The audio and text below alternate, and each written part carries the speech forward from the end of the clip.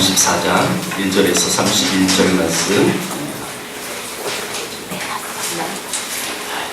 창세기 34장 전체입니다. 1절부터 마지막 절까지 한 절씩 교독하겠습니다.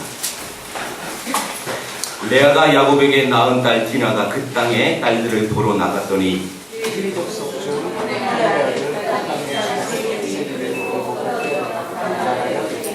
그 마음이 깊이 야곱의 딸 디나에게 연연하며 그 소녀를 사랑하여 그의 마음을 말로 위로하고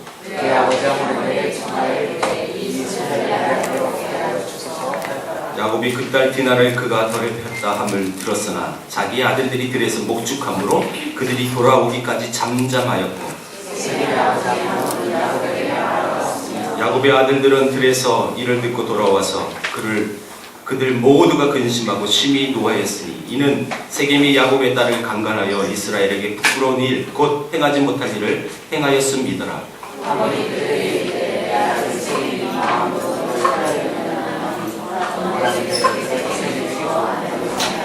너희가 우리와 통을하여 너희 딸을 우리에게 주며 우리 딸을 너희가 데려가고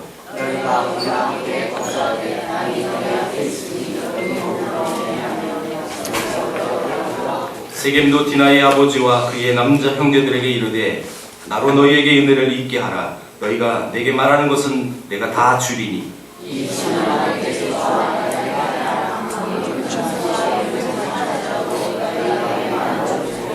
야곱의 아들들이 세겜과 그의 아버지 하몰에게 속여 대답하였으니 이는 세겜이 그 누이 디나를 더럽혔음이라.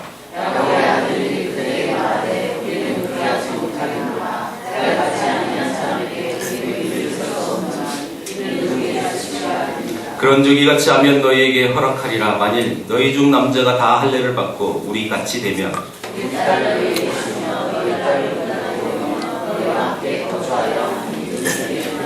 너희가 만일 우리 말을 듣지 아니하고 할례를 받지 아니하면 우리는 곧 우리 딸을 데리고 가리라.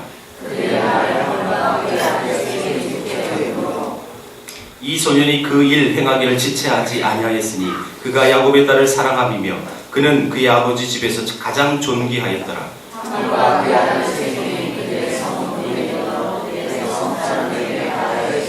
이 사람들은 우리와 친목하고 이 땅은 넓어 그들을 용납할 만하니 그들이 여기서 거주하며 매매하게 하고 우리가 그들의 딸들을 아내로 데려오고 우리 딸들도 그들에게 주자.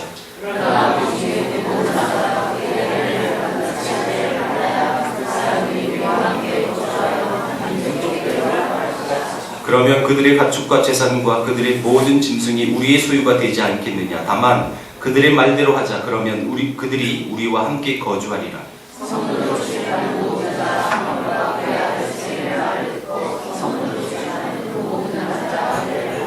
제3일에 아직 그들이 아파할 때 야곱의 두 아들 디나의 오라버니 시므온과 레이가 각기 칼을 가지고 가서 몰래 그 성읍을 기습하여 그 모든 남자를 죽이고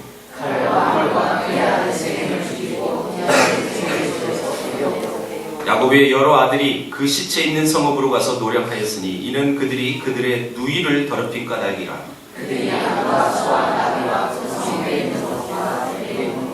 그들의 모든 재물을 빼앗으며 그들의 자녀와 그들의 아내를 사로잡고 집 속의 물건을 다 노력한지라.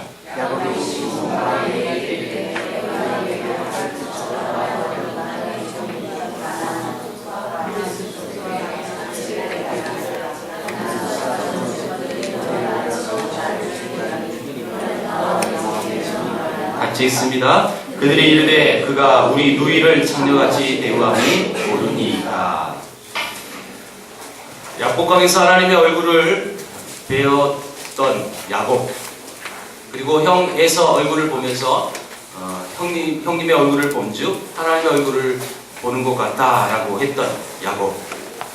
그런데 그 야곱이 오늘 우리 입으로 담기 어려운 큰 사고를 당합니다. 자기 딸 디나가 이방 사람들에게 강간을 당하고 또 그 사건으로 인해서 아들들이 앙심을 품고 그들을 또 나중에 다 죽여버리는, 그래서 아들들이 살인자가 되는 이런 일이 벌어졌습니다. 여러분, 과연 이 창세기 34장이 우리에게까지 이런 끔찍한 사건들이 뭐 별로 중요하지 않은 것처럼 보이는 이 강간 사건이 왜 성경에 기록되어 있을까요? 분명히 우리에게 의미가 있어서 하나님이 우리에게 말씀하신 뜻이 있어서 성경에 기록되었을 텐데, 그럼 이 부분을 우리는 어떻게 해석을 해야 할까요? 분명히 야곱은 하나님의 사람이었고 또 하나님의 보호하심과 인도하심이 늘 있었습니다. 그 위기 속에 하나님이 삼촌 라반을 막으셨고 형 에서의 마음을 돌이키셨고 끝까지 하나님과 대면해서 씨름까지 했던 야곱. 그래서 그 야곱의 이름을 이스라엘이라고까지 바꿔줬던 하나님.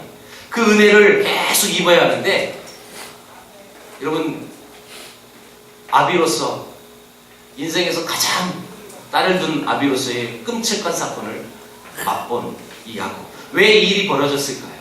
도대체 이 일이 왜 있을까요? 여러분, 이것이 우연으로 이 성경에 기록됐을까요? 분명히 의미가 있다는 거죠. 여러분, 그 거짓된 인격과 그 세속적인 삶, 그 하나님을 믿는다고 하지만 여전히 그의 삶의 태도는 온전치 못했습니다. 그 모습을 사실 자식들이 그대로 본받고 그대로 그 일들이 행해지는 모습을 우리는 이 본문을 통해서 보게 되어집니다. 에서가 앞잡이가 되겠다. 그래서 천천히 야곱과 함께 세일로 가자 그랬을 때 야곱은 형님 먼저 가십시오. 내가 세일 따라가겠습니다. 그런데 실제로는요, 야곱이 세일로 가지 않습니다. 세일이라는 곳이 아니라 숲곳에 머물렀다라고 33장 후반에 나옵니다. 숲곳. 그래서 그 우리가를 지었고 자기 집도 지었다라고 표현합니다. 얼마 동안 그게 머물렀는지는 모르지만 오래도록 집을 지었다는 것은 오래 있었다는 거죠. 자, 이게 어디냐면 약복강 근처입니다. 다시 말하면 형 에서를 만나고 형을 먼저 보내놓고 야곱은 움직이지 않았다는 거예요. 그리고 여러분, 오늘 본문 세겜이라는 곳에 옮깁니다. 자, 여러분, 이스라엘은 이 북에서 남으로 쭉 흐르는 강이 하나 있어요. 요단강이죠. 요단강. 자, 요단강 지류가 약복강입니다. 그 이쪽이 숲곳이었고 요단강을 건너면 이쪽이 세겜이었습니다. 지금 오늘 이 34장은 온통 세겜에 있었던 이야기죠. 그리고 이 세겜에 33장 19절 20절 보니까 세겜에 와가지고 은 100개, 우리 이제 개혁 개정판은 100크스타라고 이렇게 단위가 나왔는데요, 은 100개를 주고 세겜 땅을 샀다는 뜻입니다. 다시 말하면 요즘 용어로 부동산을 구입한 거예요. 부동산을 구입했다는 것은 오래 살 계획이 있었다는 뜻입니다. 그렇다면 이 야곱은 세일로 가지 않을 것이면서도 왜 형 에서에게 세일로 가겠다고 거짓말을 했을까요? 이게 바로 야곱의 약점입니다. 또한 이런 모습이 우리들의 모습입니다. 아마 에서는 세일에서 야곱이 자기 동생이 언제 올까 기다리고 있었을 거예요. 근데 기다려도 안 옵니다. 여러분, 이 에서의 마음은 어땠을까요? 아니, 이놈이 나를 보더니 내 얼굴을 보면서 하나님 얼굴을 본다라고 나를 띄우더니 오지 않아요. 여러분, 분명히 형 에서의 마음은 씁쓸한 마음이 있었을 것입니다.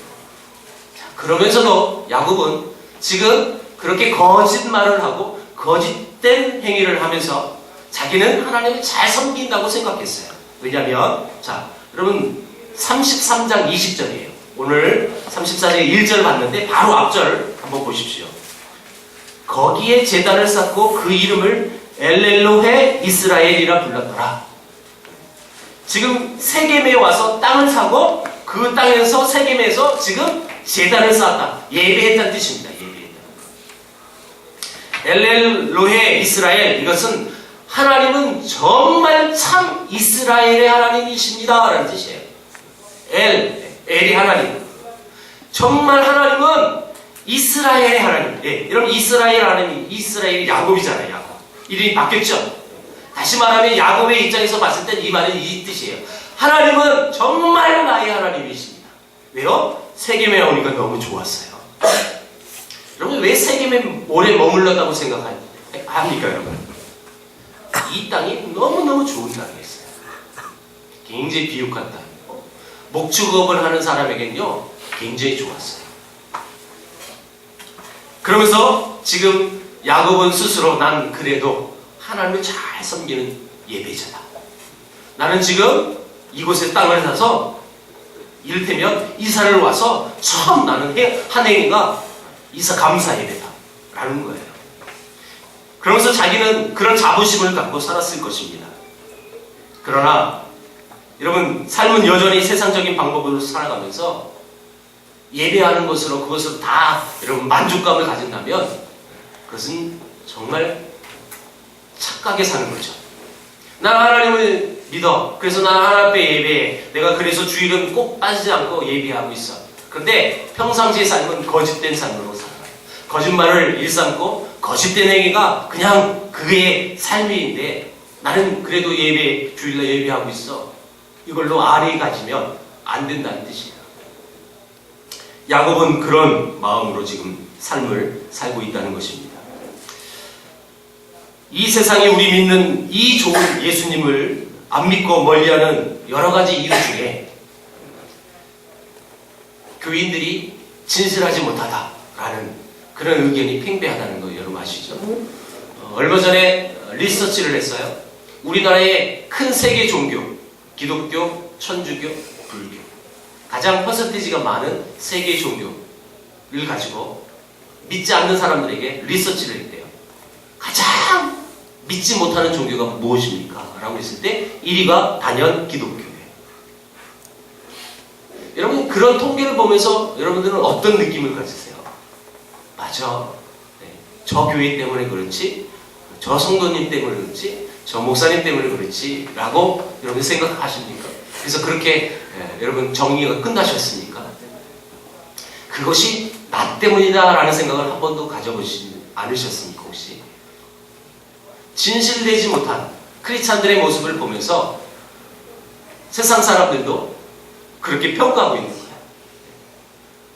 물론 여러분, 우리 크리스찬들, 기독교인에 대한 어떤 기대감이 다른 종교보다 더 많다는 것 저 잘 알고 있어요. 세상 사람들도 그래도 불교하고 천주교보단 기독교인이 더 신실하고 더 잘 살아야 된다는 기대감이 있어서 그 기대감에 못 미치니까 더 실망하는 건 크다는 건 저는 알고 있어요. 그럼에도 불구하고 그것이 진실되게 살아가지 못했던 나의 삶 때문에, 내 모습 때문에, 내 재앙 때문에, 내 거짓말 같은 삶 때문에 그런 평가를 받고 있다라고 혹시 여러분들 생각해 보셨나요? 만약에 그런 마음을 가지신 분이면 정말 신앙생활을 잘 하시는 분이에요. 그런데 만약 그런 통계를 보고 그래! 이래서 이래! 이렇게 판단하고 여러분 생각하고 정지했다면 여러분들의 신앙은 죄송합니다만 아직 어린 신앙입니다. 아직 어린 신앙입니다. 이 야곱의 모습을 보십시오. 이 일을 당하고 그리고 이 일로 인하여 시몬과 레위가 여러분 복수예요. 복수. 그래서 다 죽여버려요. 다 죽였다는 이야기를 듣고 야곱이 고백하는 말 30절이에요. 30절 보겠습니다. 야곱이 시몬과 레위에게 이르되 너희가 내게 화를 끼쳐 나로 하여금 이 땅의 주민 곧 가나안 족속과 브리스 족속에게 악취를 내게 하였도다. 나는 수가 적은즉 그들이 모여 나를 치고 나를 죽이리니 그러면 나와 내 집이 멸망하리라. 지금 야곱이요 이 얘기를 다 들었어요. 물론 이 본문을 보니까 야곱이 지시해서 죽인 건 아니라는 것을 알 수 있습니다. 레위와 시몬이 자기들이 주도해서 아버지 몰래 가서 다 죽여버린 거예요. 그런데 이 소식을 들었던 야곱이 뭐라고 고백해요? 이 땅 주민들에게 이제 나는 악취가 나는 사람이 되어버렸다 라고 얘기하는 거예요. 더러운 냄새를 내는 사람이 되어버렸다 라고 얘기하죠. 여러분, 우리 그리스도인들은 우리 잘 알듯이 그리스도의 향기를 내뿜는 사람이 되어야 하는 것입니다. 내가 가면 그리스도의 향기가 나야 돼요. 그런데 내가 가면 더러운 냄새가 난다고 평가하고, 내가 가면 아유 정말 맡을 수 없는 지독한 악취가 나 라고 나를 여러분 세상이 평가한다면 정말 불행한 것입니다. 우리 그리스도인들은 어찌됐든 향기를 내뿜어야 되는데 어떤 향기요? 악취가 아니라 그리스도의 향기를 내. 만약에 우리가 신앙인인데 그 신앙인을 세상 사람들이, 우리 주위 사람들이 나를 평가할 때 너는 교회를 다니지만 너는 정말 악취가 나. 여러분, 이런 평가를 세상 사람들의 평가라고 해서 여러분 아무렇게 그냥 아무 생각 없이 그냥 지나쳐서는 안 됩니다. 나는 어떤 향기를 내뿜는가? 여러분, 석봉 토스트라고 우리나라에 많은 토스트 체인점이 있습니다. 그 창업주는 김석봉이라는 사람이었고, 그분은 초등학교만 졸업한 사람이었고 내 아이의 아빠로서 열심히 살다가 유언 판정을 받고 위를 70% 절제한 사람입니다. 그리고 이제 하나님의 은혜로 살아서 이제 새로운 삶을 살기로 이제 창업을 합니다. 서울 무교동에다가 포장마차 토스트 가게를 열었습니다. 여러분, 포장마차 토스트지만 이분은 최선을 다했어요. 왜냐하면 포장마차지만 위생복을 입고 위생건을 쓰고 최고의 좋은 재료를 썼어요. 그러다 보니까 인정을 받아요. 세상 사람들도 그분을 인정하는 거예요. 새벽 5시에 출근하면서 그는 출근하기 전에 거울 앞에서 늘 세 가지의 뻘을 했대요. 그래서 이걸 일명 3뻘이라고 불렀어요. 첫 번째, 하나님이 나 살려주셔서 하나님의 백성 돼서 나는 기뻐. 두 번째, 하나님이 살려주셔서 건강을 회복해 주셔서 새벽 5시부터 열심히 토스트를 만들 수 있는 직업을 주셔서 나는 바빠. 세 번째, 하나님의 형상으로 지음받은 나, 세상에 유일한 한 사람인 나, 그래서 나는 이뻐. 별로 이쁘진 않았어요. 그래서 그분은 항상 거울 앞에서 3뻘을 했대요. 기뻐, 바빠, 이뻐. 그가 대성공을 맛봤어요. 100여 개의 여러분 가맹점이 만들어지는데, 여러분 프랜차이즈는요, 그거 여러분 가맹점 돈 그것만 벌어도 돈 버는 거거든요. 근데 이분은 그 가맹점에 권리금을 받지 않았어요. 한 가지 약속을 해. 수입의 1%는 사회에 환원하십시오. 그 요건만 주고 가맹점을 허락해 줍니다. 그는 크리스찬입니다. 여러분, 그가 비록 아주 조그만 포장마차에서 토스트 가게를 시작했지만 아름다운 그리스도의 향기를 내뿜는 크리스찬 아니겠습니까? 토스트 냄새는 내뿜는 사람이에요? 아니잖아요. 정말 하나님의 사람, 하나님의 아름다운 멋있음을 그 한 사람을 통해서, 인간적으로 볼 땐 여러분 뭐 자랑할 것은 없어요.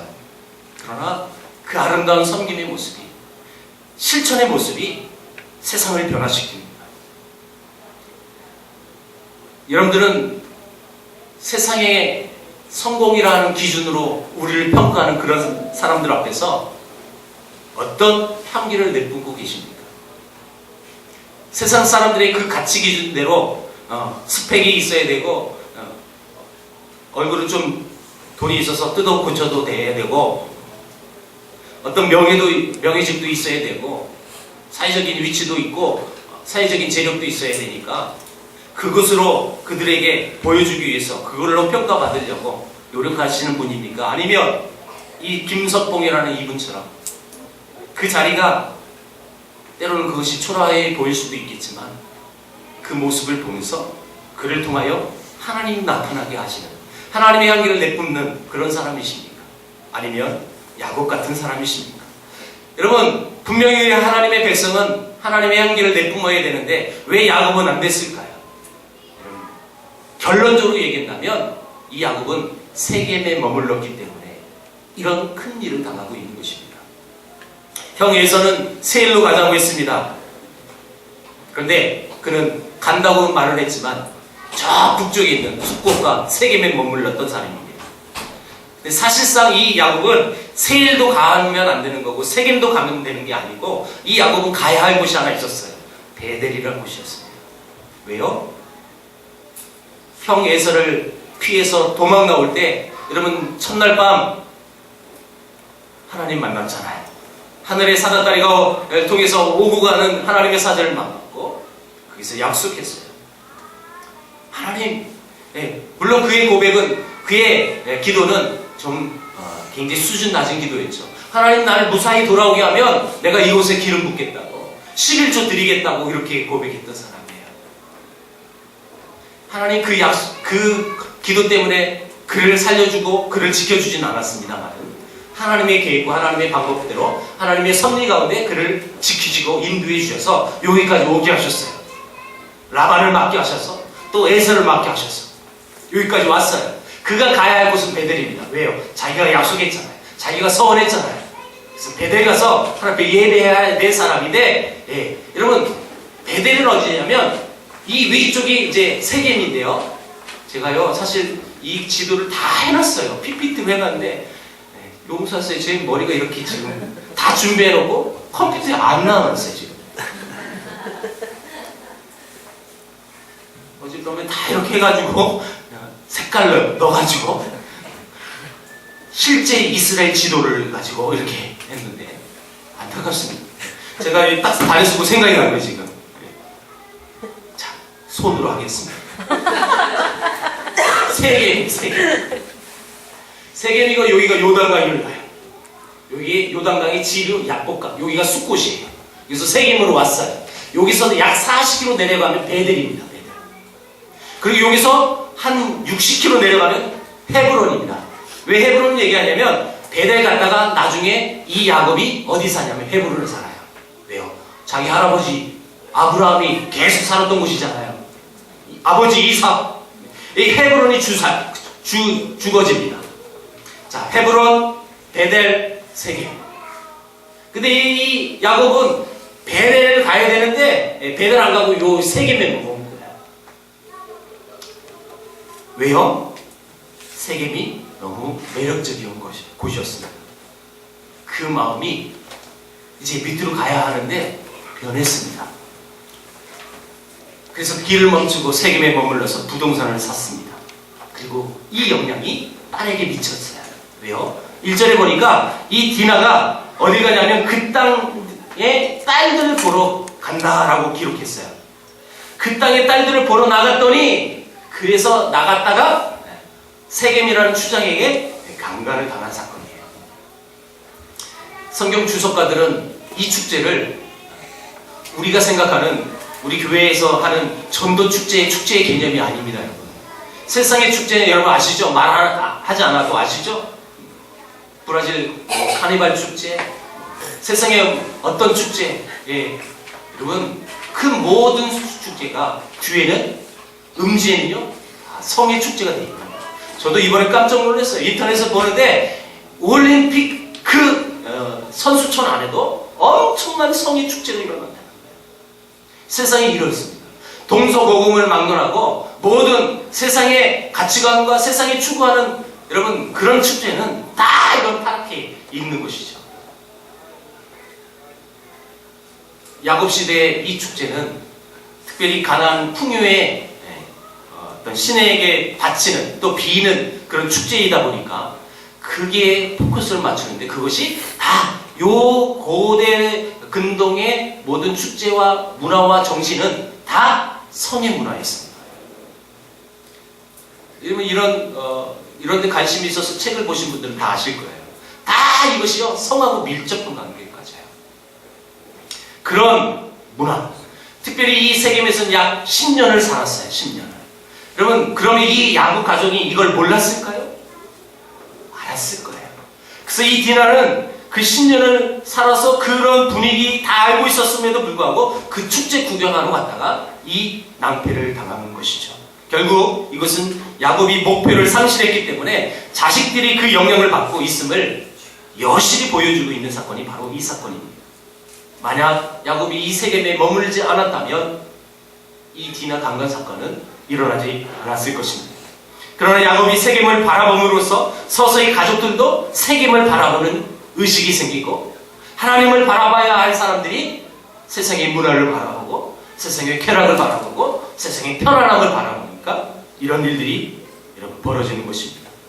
다시 말해요. 아버지 시선이 바른 것을 바라보지 못하면 자녀들 또한 여러분 큰 기대할 수가 없는 거죠.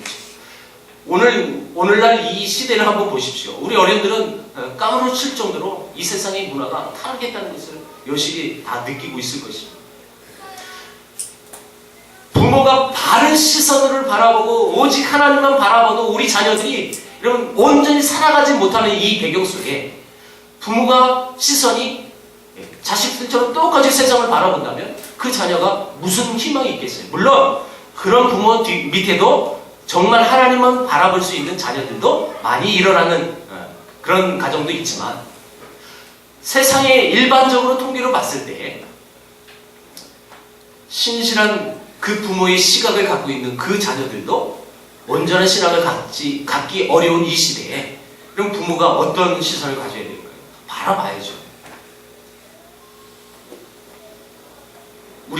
우리 부모 세대들이 하나님을 바라보지 못하고 이런 세겜을 바라보고 산다면 우리 자녀들은 그 영향을 받을 수밖에 없다는 거예요. 오늘 본문이 그것을 우리에게 말해주고 있는 것입니다. 결국 이 디나 사건이 여러분 터진 이유는 사실 하나님의 간섭이에요. 간섭. 무슨 간섭일까요? 지금 이 야곱은 어떤 사람이 되어야 합니까? 족장이에요. 아브람, 이삭, 야곱, 그 다음 유다. 그래서 그 후손을 통하여 메시아가 나올 집안이어야 합니다. 그래서 그 집안을 하나님이 그래서 약속해 주신 거예요. 지키겠다고요. 너에게 허락되어진 모든 그 은혜가 너에게 임한 데까지 나는 너와 함께 하겠다라고 말씀하셨던, 약속하셨던 하나님이에요. 그런데 이 야곱이 오직 하나님을 바라보고 하나님의 약속을 붙들고 살아가야 할 이 야곱이 세상 세겜을 바라보고 사니까 이 사건을 통해서 하나님은 이 야곱 집안에게, 야곱에게 경고의 메시지를 주신 거예요.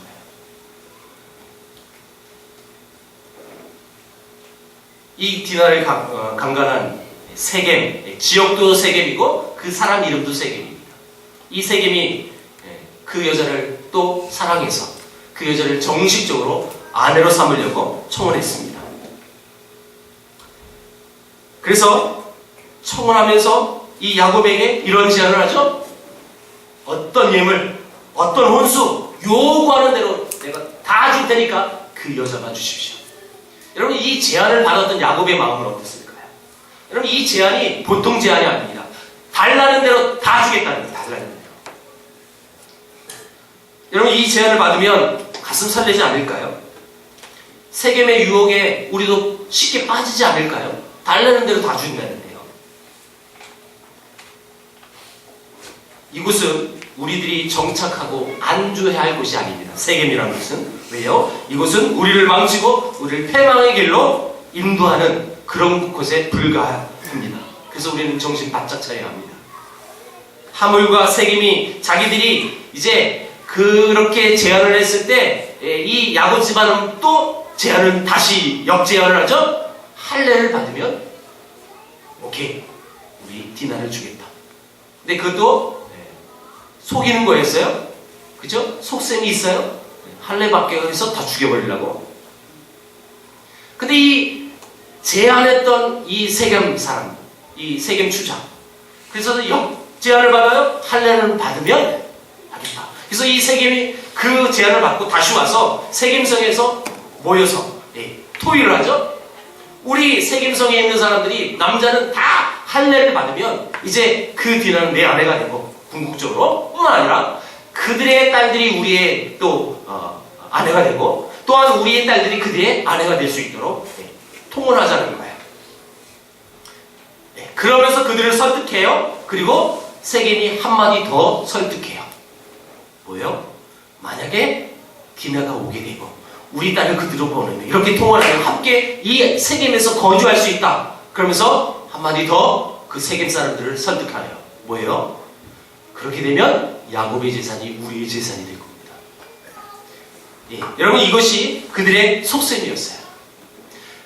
물론 이 본문을 보니까 디나를 사랑하는 마음이 있었어요. 연연했어요. 그래서 그를 꼭 아내로 삼고 싶었어요. 그러나 그 세겜성의 사람들에게 설득할 때 그의 숨겨진 의도가 나옵니다. 여러분 그런 숨겨진 동기를 가지고 우리들에게 접근을 해서 우리들을 넘어뜨리는 그 많은 유혹들이 얼마나 많이 있습니까? 처음에는 좋게 보여요. 매력적으로 다가와요. 아름답게 보여지게 해요. 그래서 훅 하죠. 훅. 그래서 그 유혹에 넘어가서 그 숨겨진 동기는 바라보지 못하고 그 유혹에 넘어져서 자빠지는 거예요. 그러므로 우리는 이 세겜이라는 존재에 대해서 눈길을 줘서는 안 됩니다. 하나님만 바라보고 그분만 쫓아야 되는 우리여야 하는데, 여전히 그 세겜의 유혹은 너무너무 크게 다가오는 거예요. 다 준다는데요. 다 준다는 거예요. 이 땅 좋았어요. 목축업 하기도 좋았고요. 그리고 재산도 많이 얻을 수 있어요. 그러나 그 뒤에는 숨겨진 의도에 사탄의 계략이 있듯이 여기 숨어 있었다는 거예요.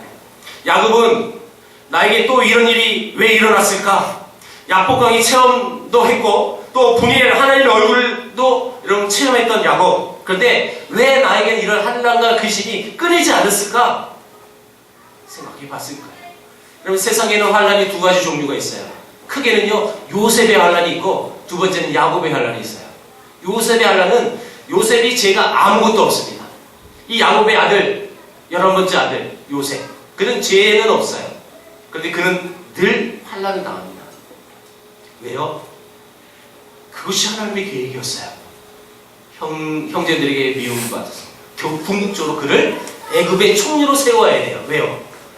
이 이스라엘 민족이 하나님이 원하는 엄청난 대민족을 이루기 위해선 요셉을 먼저 애굽의 총리로 만들어서 그 땅에 수백 년 동안 머물러서 큰 민족을, 그것도 섞이지 않고 한 곳에 모아서, 그것이 하나님의 계획이었기 때문에 하나님은 이 요셉에게 계속 환난을 줍니다. 요셉이 이런 범죄했어요. 요셉에게 다가왔던 세겜의 유혹이 있었어요. 여러분, 이를테면 사모님이 잘생긴 요셉을 유혹해요. 근데 요셉이 그 유혹에 넘어가요? 아니요. 정확하게 하나님 말씀으로 맞섰습니다. 그런데 오히려 요셉에겐 여러분 더 큰 위기가 와요. 왕의 제수들이 모이는 그 감옥에 갇히게 되죠. 그것도 하나님의 환난이에요. 그렇죠? 하나님이 주신 환난이에요. 그건 문제가 되지 않아요. 그런데 두 번째, 야곱의 환난은 문제가 되는 거예요. 왜요? 그의 흑심, 그의 죄와 그의 허물로 인하여 여러분 당하는 환난입니다. 한마디로 말하면 징계죠, 징계.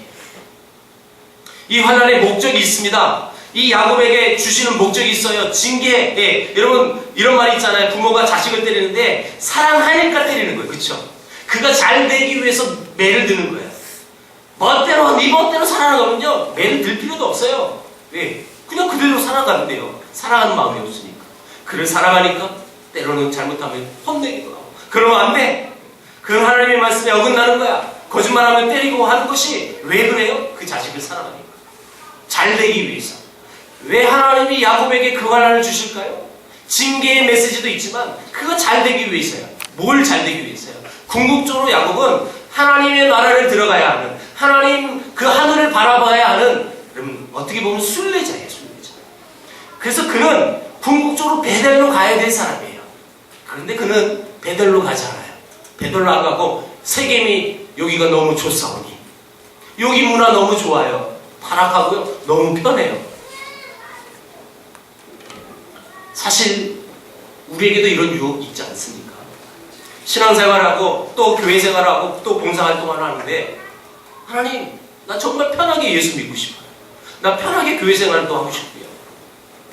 내가 편한 그런 욕으로 여러분 우리가 신앙생활하고 있지는 않습니다. 그것이 우리의 세계일 거예요. 여기가 좋아요. 너무너무 교회도 많이 가봤는데 힘들고요. 일도 많이 해야 돼요. 여러분, 지금 이 야곱이 궁극적으로 가야 할 목적지는 베델이었는데 그 베델을 가지 않으니까 하나님은 이 야곱에게 환난을 주셨어요. 왜요? 여러분, 이 다음 내용이 뭐예요? 이 사건 때문에 야곱은 베델 갑니다. 물론 하나님이 35장 1절에 너 베델로 가라! 라고 직접 말씀하십니다. 그래서 베델로 가요. 이 야곱의 환난의 목적은 바로 이것이었어요. 신분은 야곱에서 이스라엘로 신분이 바뀌어졌지만 여전히 이 야곱은 야곱적인 삶을 살아가요. 그렇다면 이 사건을 통해서 우리가 바라봐야 할 곳이 어딜까요? 우리가 궁극적으로 우리 시선이 향해야 될 곳이 어딜까요? 그것은 야곱이 세겜을 거쳐서 베델로 가야 하는 것처럼 우리도 하나님 나라를 가야 하는 것입니다. 하나님 나라에 여러분 시선이 고정되어야 하는 것이죠. 출애굽을 했던 이스라엘 백성들이 가나안 땅에 들어가야 했던 것처럼 우리는 하나님 나라에 들어가야 하는 것입니다. 이것이 우리의 목적지가 되어져야 하는 것입니다. 이 하나님 나라는 우리 그리스도인들의 삶의 목표여야 합니다. 그래서 저 높은 곳을 향하여 날마다 나아갑니다. 내 뜻과 정성 모두 날마다 나아갑니다. 기도합니다. 내가 오직 하나님 나라를 향하여.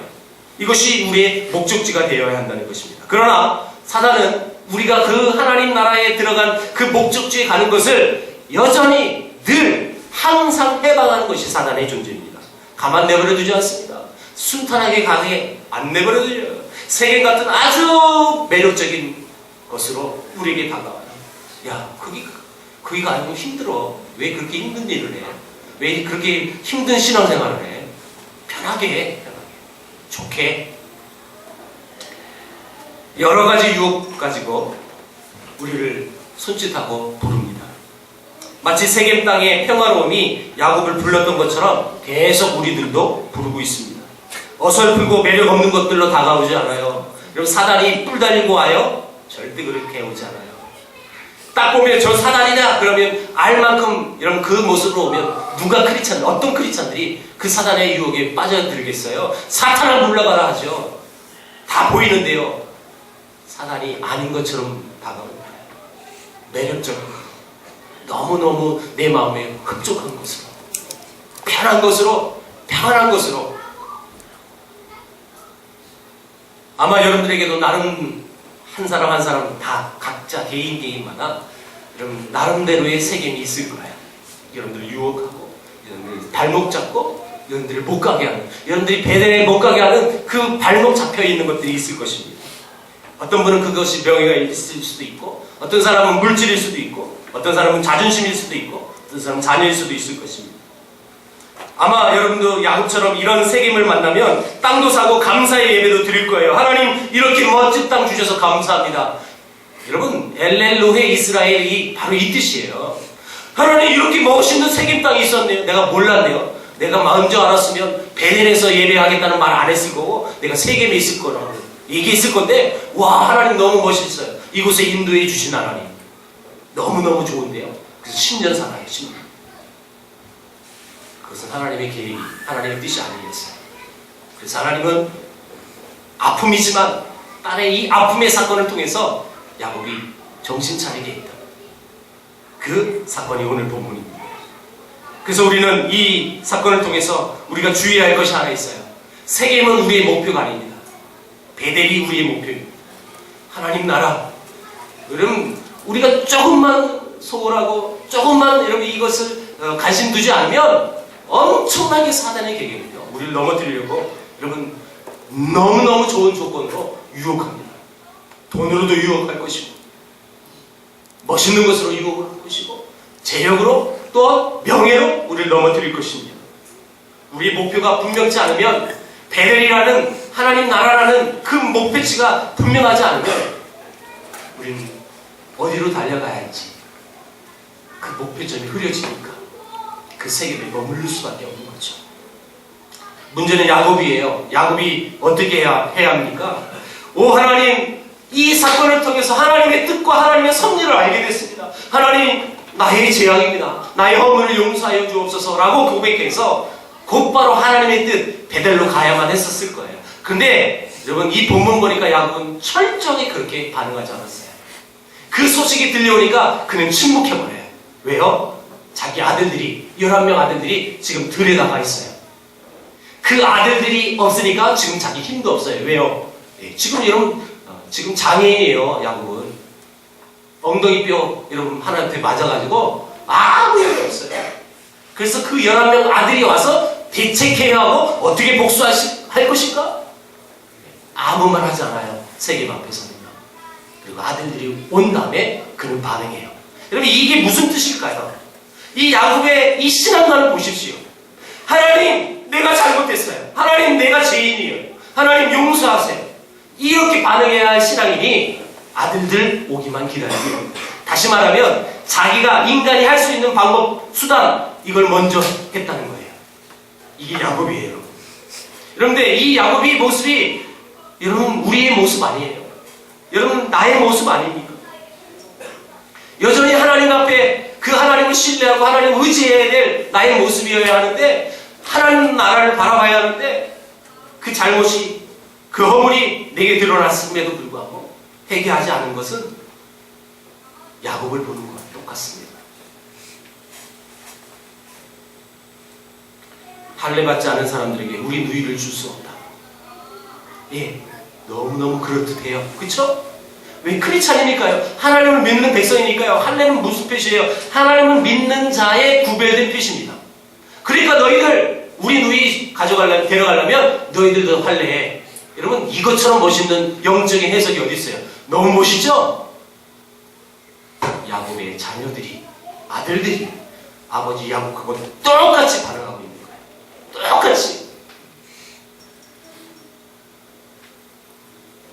포경수술이에요. 그쵸? 할례는 남성분들 아실 거예요. 3일째가 제일 아픔. 그래서 여러분 이 3일째 이 할례하고 3일째 시몬과 레이는 작방에서 칼을 들고 그 성에 들어가 다 죽여버려요. 온 성을 피로 물들여버려요. 결국 거룩한 하나님의 약속인 이 할례를 가지고 복수하는 이 모습이 어쩌면 그 아버지 야곱하고 똑같습니까? 이것은 우리들도 마찬가지예요. 우리는 우리의 자녀들에게 우리 자신을 보여주는 것입니다. 우리 자녀들을 보면 그동안 내가 무엇을 심었는지도 알 수 있는 것이죠. 물론 이건 100% 진리는 아니에요. 부모의 신앙이 때로는 어리지만 자녀의 신앙이 아주 귀한 자녀도 있어요. 또 반대로요. 부모의 신앙은 정말 하나님 나라를 바라보는 시선을 갖고 있지만 그 자녀는 하나님 나라를 보지 못하는 자녀들도 있어요. 100% 진리는 아닐 것입니다. 그러나 우리 믿는 자로서 또 부모가 해야 할 사명이 무엇입니까? 올바른 시선을 갖고 올바른 신앙을 갖고 우리 자녀들에게 보여줘야 하는 것 아니겠습니까? 이 야곱의 이 사건을 보면 우리 크리스찬들이 이 부모 세대가 어떤 마음을 가져야 될지 여실히 느껴지는 부분이 바로 이 부분이에요. 물론 이 자리에 지금 부모 세대가 아닌 우리 자녀 세대들도 있을 거예요. 이런 자녀들은 그래 나는 이런 부모님 없어. 나는 이런 부모님 둬서 감사해. 네, 그거보다는 더 중요한 게 있어요. 여러분들은 어떤 마음을 가져야 되냐면 여러분들도 반드시 결혼할 거예요. 목사님은 믿어요. 그렇게. 네. 여러분들이 이제 결혼해서 자녀를 낳으면 나는 우리 자녀에게 이런 신앙관을 보여줘야지. 내가 바른 하나님 나라를 바라볼 수 있는 그 시선을 갖고 있는 모습을 우리 자녀들에게 보여줘야지. 이런 신앙관을 여기서 계획을 하는 거예요. 계획. 꿈꾸는 거예요. 결혼관, 가정관. 우리가 무엇을 보느냐, 우리가 무엇을 심느냐에 따라서 열매는 거기에 달려 있어요. 무엇을 보느냐에 따라서 그것이 열매가 맺혀지는 거고, 물리적으로 해석해도 돼요. 여러분, 우리가 팥 심으면 팥이 나게 돼 있어요. 콩을 심으면 콩이 나게 되어 있어요. 내가 어떤 신앙관으로 어떤 여러분 씨앗을 심느냐에 따라서 그 열매는 맺혀지게 되어 있습니다. 우리 자녀들에게 내가 신앙의 씨앗을 심어준다면 그 아이들, 그 자녀들 반드시 신앙의 열매를 맺을 것입니다. 반대로요, 내가 세상의 시선을 갖고 세상의 가치관으로 그냥 겉모습으로는 아빠는 엄마는 예수 믿어, 교회 잘 다녀, 안 빠지잖아, 너희들도 그래, 그런 형식적인 모습을 보여준다면 자녀들도 그럴 수밖에 없는 거예요. 물론 제가 전제를 뒀어요. 그것은 100% 진리가 아니라고. 그럼에도 불구하고 그 자녀들이 하나님의 말씀대로, 하나님의 계획대로, 하나님의 뜻대로 잘 자랄 수는 있어요. 우리는 또 그걸 신뢰해야 됩니다. 그걸 또 믿고 나가야 되는 것이죠. 말씀을 정리합니다. 우리가 무엇을 바라봐야 될지, 무엇을 심어야 될지 곰곰이 생각해 보십시오. 하나님은 이 야곱의 이 불신앙의 모습, 여전히 야곱이라는 이름이 이스라엘로 바뀌었지만 여전히 형식적으로 엘렐로헤 이스라엘이라고 불렀던 그 제단을 쌓았던 그 세겜에 쌓았던 그 제단은 무용지물이 되어버려요. 여전히 그의 허물이, 그의 죄악이 드러났을 때 하나님 앞에 무릎 꿇지 않는 야곱. 그러니까 여러분, 어마어마한 살인사건이 벌어집니다. 하나님의 거룩한 할례의 구별 표시를 갖고 그것이 여러분 사람을 죽이는 도구가 되어버렸어요. 그게 하나님이 요구하는 방법일까요? 하나님이 이것을 통해서 그래 잘했다, 통쾌하다, 그놈들 그랬을까요? 저는 그런 하나님이라면 저는 믿고 싶은 마음은 없어요. 하나님 그걸 요구하지 않으세요. 하나님은 야곱이 철저히 하나님 앞에 무릎 꿇고 나아가는 모습을 원하셨을 것입니다.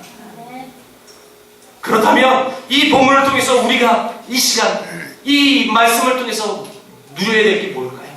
우리가 이 가슴속에 느껴야 될 게 뭘까요? 나의 죄악이, 나의 허물이 여전히 많아요. 목사도 많을 거고요. 여러분 한 사람 한 사람 다 허물과 죄악이 많을 겁니다. 예, 여러분 그 죄악을 바라보지 못하는 건 너무너무 불쌍한 거예요. 내 허물이, 내 죄악이 드러났을 때 여러분 가장 신실하고 가장 하나님이 원하는 하나님의 백성의 모습은 뭐냐면 그 자리에 무릎 꿇는 거예요. 그 하나님 앞에 기도하는 거예요. 회개하는 거예요. 그것이 하나님이 가장 원하는 모습이에요. 그것이 나중에 삶의 열매를 나타내는 것입니다. 하나님은 우리에게 말씀하셨어요. 비판하지 말라, 정죄하지 말라, 용서하라. 왜요? 그대로 그걸 이런 열매를 맺는다고 누가복음 6장에서 말씀했어요. 비판하지 말라, 비판하지 말라. 그러면 비판받지 않는데요. 정죄하지 말라, 그럼 정죄함을 받지 않는데요. 용서해라, 그럼 용서함을 받는다고 말씀하셨어요. 그건 예수님이 하신 말씀입니다. 우리가 무엇을 심어야 할까요? 우리가 어떤 열매를 이런 맺기를 원하십니까? 그러면 씨앗을 바로 심어야 합니다. 우리가 바라봐야 되는 것, 우리가 우리 시선이 머물러야 되는 곳이 어딜까? 여전히 내가 바라보는 게 세겜이고 내가 바라보는 게 여전히 숲곳이라면 지금 우리에게 문제가 있는 것입니다. 그것이 내 마음속에 느껴졌다면 여러분 잠잠하지 마십시오. 내 아들 들어올 때까지 기다리지 마십시오. 하나님 앞에 무릎 꿇고 나가십시오. 그래서 하나님이 요구하시는, 하나님이 일하시는 하나님의 방법이 무엇인지 여러분 하나님 앞에 기도하면서 물으십시오. 그러면 그 가슴속에, 우리 마음속에 분명히 하나님이 응답해 주실 것입니다. 우리의 고백을 통해서 우리 허물, 우리 죄악을 낱낱이 고백할 때 하나님은 반드시 일하십니다. 그 열매를 반드시 주실 것입니다. 예, 그것은 때로는 그것이 억울할 수 있을 거예요. 인간적으로 보면 나는 잘못이 없을 때, 예, 그럼에도 불구하고 내 허물과 내 죄악이 드러나면 회개하는 거예요. 이게 오늘 본문을 통해서 하나님이 오늘 우리에게 주시는 교훈이에요. 메시지예요. 디나 강간 사건, 예, 어떻게 보면 저도 아비로서, 딸을 둔 아빠로서 이런 사건을 말하기 너무너무 부끄럽고 너무너무 끔찍한 사건이에요. 그런데 왜 이 사건을 우리에게 지금까지 하나님 말씀하시냐는 거예요. 왜 글로 기록되어져서 우리가 보게끔 말씀하시냐는 거예요. 우리 삶을 다시 한번 되돌아보라는 뜻입니다. 야곱은 베델로 가야만 했었습니다. 그런데 세겜에 묵는 거예요. 이것이 하나님의 계획과 뜻이 아니었거든요. 우리 이제 하나님의 뜻과 하나님의 섭리를 바로 알았다면 이제 베델로 옮길 수 있는 우리의 반응이, 또 우리의 회개가 있기를 주의 이름으로 축원드립니다. 기도하겠습니다. 하나님 감사합니다.